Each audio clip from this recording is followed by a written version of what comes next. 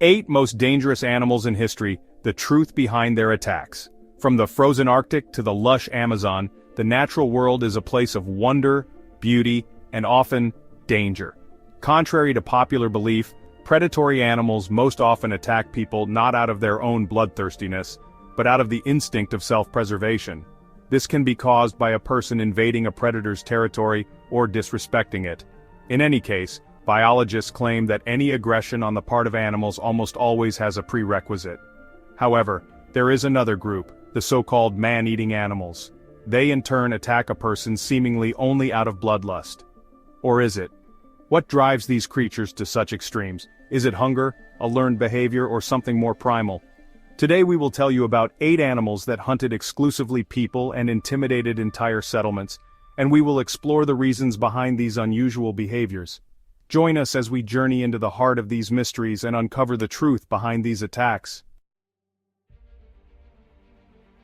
Our journey begins in 1898, in the shadow of the rising Kenyan sun. A railway bridge is being built across the Tsavo River, but this project is soon overshadowed by terror. 2 male lions, known as the Tsavo Man-Eaters, stalk the campsite. Their attacks are relentless, targeting railway workers. Darkness becomes synonymous with fear. The death toll rises. Whispers of demons spread.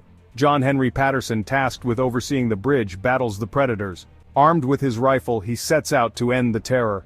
Patterson takes aim and fires. The first lion falls, its reign over. Days later, the second lion meets a similar fate. Our next tale takes us to the foothills of the Himalayas, a region where myth and reality intertwine. Here in the dense jungles and emerald-green rice paddies, roams a creature of fearsome reputation, the Champawat Tiger. This Bengal tigress, her stripes a blur against the dappled sunlight, is no ordinary predator. Her story begins in Nepal, where her reign of terror commences. Driven across the border by the relentless pursuit of hunters, she seeks refuge in the Indian district of Champawat.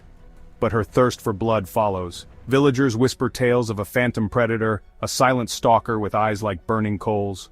Over 400 confirmed kills are attributed to this fearsome tigress. Jim Corbett, a renowned hunter and conservationist, receives an urgent plea for help from the terrified villagers. He answers their call, venturing deep into the tiger's territory, his rifle his only companion. Tracking the elusive feline proves to be a formidable task. Finally, after weeks of relentless pursuit, Corbett corners the Champawat Tiger. A single shot rings out, echoing through the silent jungle. Our journey now takes us to the heart of Africa, to the shores of Lake Tanganyika, where the murky depths hold a terrifying secret. Here, amidst the hippos and crocodiles, lurks a creature of monstrous proportions. Gustav. This is no ordinary crocodile.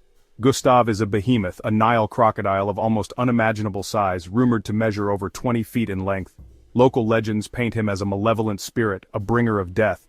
Gustav is not a hunter driven by hunger but by something far more sinister, a seemingly insatiable appetite for human flesh. He is a phantom, appearing without warning, claiming his victims with lightning speed and bone-crushing force. Fishermen, their livelihoods dependent on the lake's bounty, refuse to venture out onto the water. Women washing clothes by the water's edge live in a constant state of dread. Numerous attempts have been made to capture or kill the elusive reptile, but Gustav has outsmarted them all. Some believe him to be bulletproof, his thick hide impervious to even the most powerful weapons. To this day, Gustav remains a mystery, a phantom of the deep. Chapter 4. The Leopard of Panar. Our journey takes us to the Kumaon region of India. In the early 20th century, the Leopard of Panar terrorized this area. Unlike typical leopards, this one hunted humans. It developed a taste for human blood. Villagers lived in constant fear. Darkness brought terror. The leopard blended seamlessly with the forest. Jim Corbett was called to help. Corbett faced the predator. A single shot echoed through the jungle. Chapter 5. The Wolves of Paris. Imagine, if you will, the bustling streets of Paris in the year 1450. The city, a tapestry of Gothic architecture and cobblestone streets, is a far cry from the city of lights we know today. Within its walls, a different kind of terror unfolds, a chilling reminder of the wildness that lurks just beyond the fringes of civilization. Winter has descended upon the city, a brutal season of biting winds and heavy snow. Food is scarce, and the River Seine, the lifeblood of Paris, is frozen solid. It is during this time of hardship that a pack of wolves, driven by hunger and desperation, breaches the city walls. These wolves, their eyes glowing with a primal hunger, see the city's inhabitants not as a threat but as prey. Panic grips the city as the wolves, emboldened by their success, continue their reign of terror. They stalk the narrow, winding streets, their howls echoing off the stone buildings. The citizens of Paris, accustomed to the relative safety of city life, are ill-equipped to deal with such a threat. Armed with whatever weapons they can find, they attempt to defend themselves, but their efforts prove futile.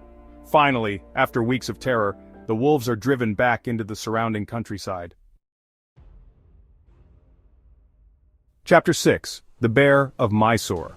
Our journey now takes us to the sun-drenched plains of southern India, to the region surrounding the city of Mysore. Here in the early 20th century, a creature of immense size and ferocity casts a long shadow over the region, the Bear of Mysore. Sloth bears, typically solitary creatures, are known for their shaggy coats and their love of honey, but the Bear of Mysore is different. Driven by an unknown compulsion, it develops a taste for blood, its actions defying all known sloth bear behavior. It is a creature of immense size, its claws like daggers, its teeth capable of crushing bone. The Bear of Mysore's reign of terror begins in the villages that dot the countryside, where it preys on unsuspecting villagers. What sets the Bear of Mysore apart from other man-eating animals is its apparent cruelty. It doesn't simply kill its victims, it maims and disfigures them. As the body count rises, so too does the fear that grips the region. The authorities, desperate to quell the growing panic, organize hunting parties, determined to bring down the monstrous bear. Chapter 7. The New Jersey Shark. Our quest to understand the motivations behind man-eating animals takes us from the sweltering jungles of India to the sun-drenched beaches of New Jersey. It is the summer of 1916, a time of carefree innocence, when the Jersey Shore becomes synonymous with terror.